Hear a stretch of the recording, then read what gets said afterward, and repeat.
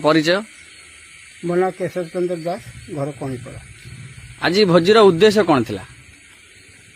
आज भोजीर उद्देश्य आज जो चंद्र ग्रहण होउची ये चंद्र ग्रहण रे पाक त्याग अन्न भोजन निषेध आपु कौनसी विज्ञान कहनी किछि स्वार्थवादी ज्योतिष तांकर निजर स्वार्थ हासिल करबा पई ये परंपरा को ये अंधविश्वास को लोकों पर लगी देइछंती।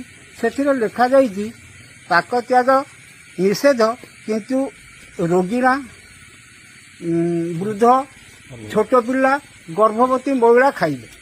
अच्छा जदि पाक खाइबा द्वारा ये शरीर में किसी प्रभाव पड़ुता ताले ये रोगी छोट छुआ को कौन आम खाई मारदेवा आम बुढ़ा बाप माँ को मारदेवा रोगिणा स्त्री की मारदेवा तेणु से प्रभाव न पड़ू साधारण लोक कौन प्रभाव पड़ो तेणु एथिरू जना जाउची ये संपूर्ण भांडामी एथिरे सत्यता किछि नाही आधे विज्ञानमूलक कारण मध्य किछि नाही तेणु से लोकलोचन को आनिबा पई कि जनइबा पई आमर आज ये प्रयास आम चंद्रग्रहण को आनंद उल्लासर सहित खाई पी आज आम ये रहीचु एवं देखिबु चंद्रग्रहण।